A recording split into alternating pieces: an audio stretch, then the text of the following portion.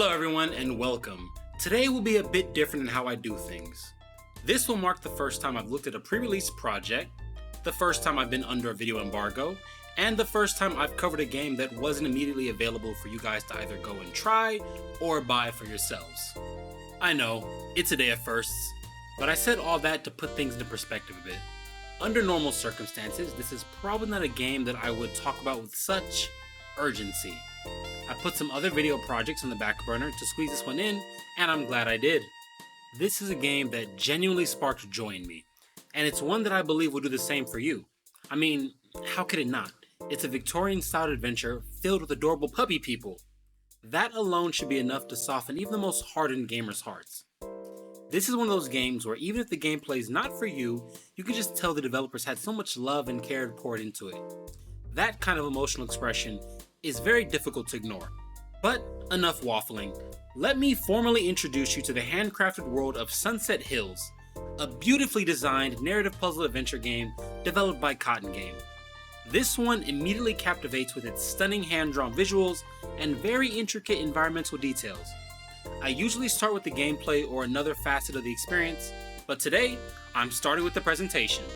Now, I'm not going to beat around the bush. The game is absolutely gorgeous, and for most of you guys, that will be the main draw.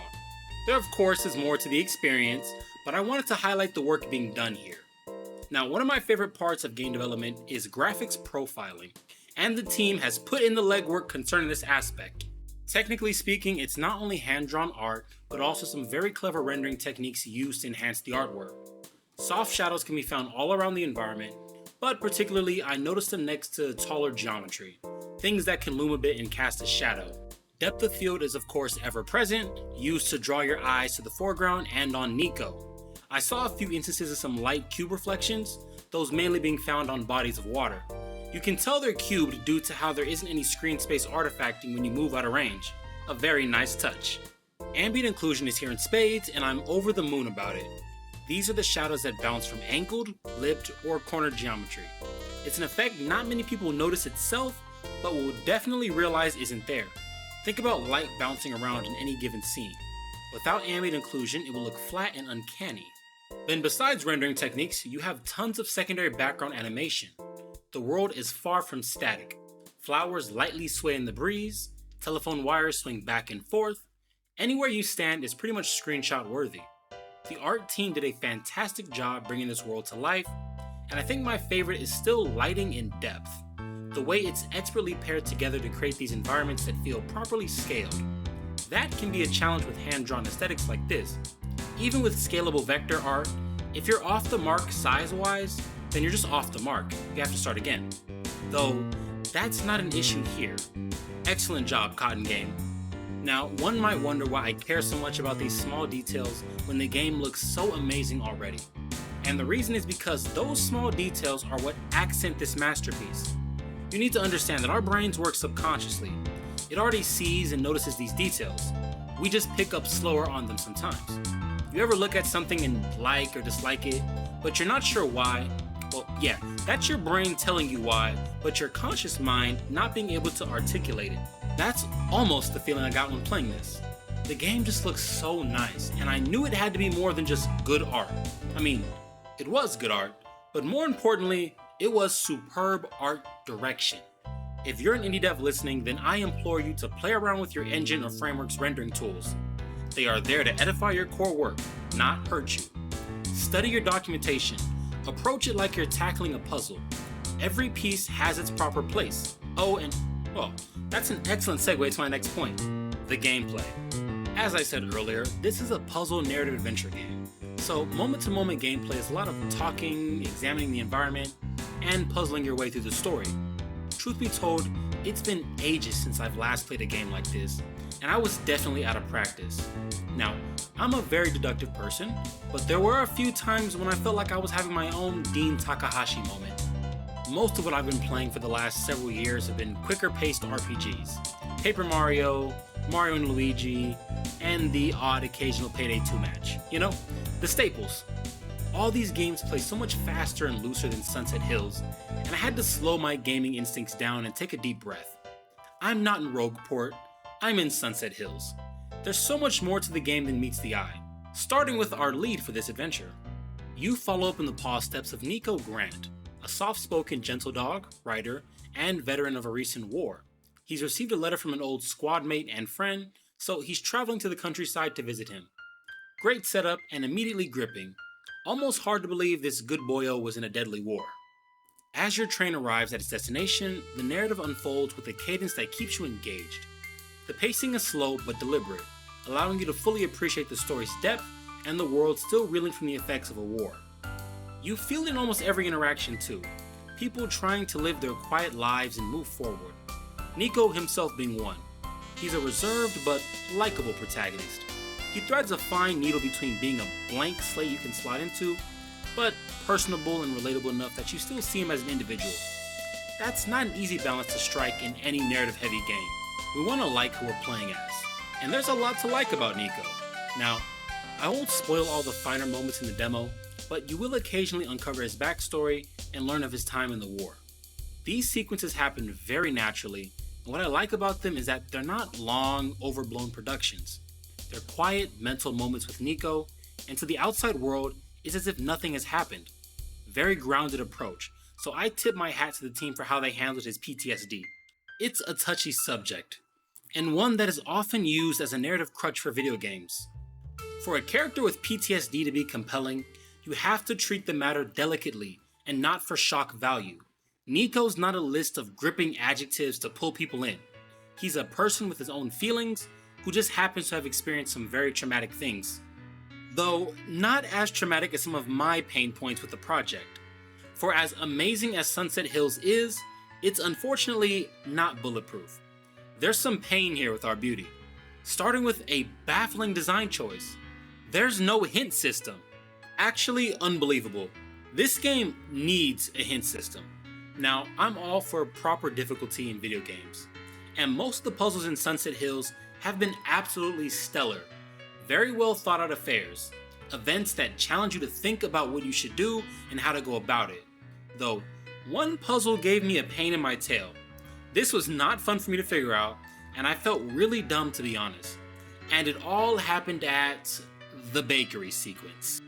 Now, I counted my recorded playtime, and I spent 45 minutes trying to progress past the bakery sequence. So, here's what happens. The power at the bakery goes out, so you go and investigate. The electrical box has blown its fuse and you need to replace it. Okay, simple enough. You actually find another fuse box earlier in the game, and there's an electrician character that tells you that they're on their way to fix it, which is a very good clue. So you go back to talk with him and he tells you that he's off the clock and going home. Okay, still not bad, since you can actually just open up the fuse box and take the replacement from this one. Now, the trouble for me started when I went back to the bakery. If you try to put the fuse in, it doesn't work. Nico says verbatim, "The connector is too loose. I need to find a way to secure it." Now, the reason my mind went straight to a screwdriver, besides the obvious, is because the electrician character had one earlier.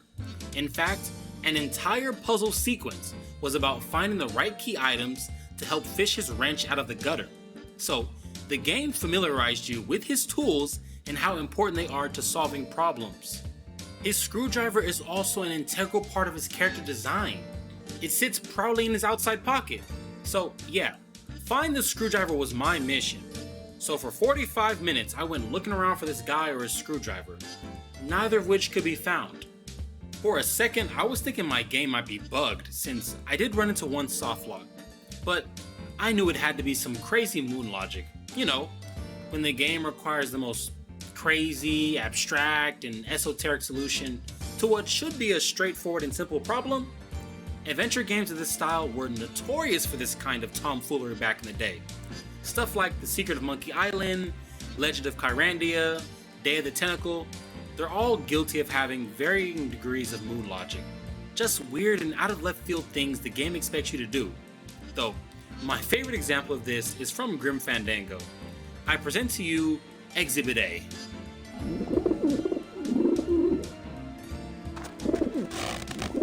Run, you pigeons!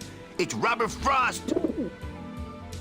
For Sunset Hills, the solution to the puzzle was actually to separate the string from your magnet and then Use the string to secure the fuse housing. I went back to check the instructions, but I saw no mention of being able to separate combined items, and it's only used for this one instance in the demo. This was a devious little puzzle, and I'm just so glad it's over. But, oh man, it really beat me up for a bit. And part of my pain can be attributed to an adjacent problem I believe this game has. There is no quest or event log, and this one is an egregious sin in my opinion. This is a very character-driven and explorative game. You need to recall so many details and the people you've spoken to. And I know for a fact that this game only opens up from here and becomes much larger in scope. You'll soon be exploring a city full of people. So the fact that you have no way to recall who you've spoken to, or what was said, or any other key details is just confounding to me. Especially when you have sequences where you need to refer directly to that information. And here's the crazy part to me. Nico is a writer, but he doesn't write down any key details that he can reference later? Not one? That is such a boggling misstep to me. An accomplished author who doesn't write down notes? I mean, that's pretty much unheard of. Like, imagine if Alan Wake didn't write down the key points of his adventures. People would think he's lost the plot. Man, this almost made me lose the plot, but thankfully I was able to come to my sense and overcome. Now, the version I played and the version you all will play, I promise you will be different. My job was to bring to light these issues and quirks so the team can fix them, and I have no reason to doubt that they will. And with that, my friends, we arrive at the denouement, our ending. So to succinctly sum up Sunset Hills, it's a beautifully crafted, emotionally resonant journey that masterfully blends art, narrative, and puzzles into an unforgettable time. I can't boil down the experience anymore or expound much without getting into the more spoilish aspects of the game. And with the nature of this project being in such huge flux, well, I think some things are just better left unsaid and actually explored in due time. So I hope you'll pay a visit to Sunset Hills very soon. It's a game well deserving of your attention due to how it reminds us of the artistry and emotional depth that video games can achieve. Though, until next time, ciao.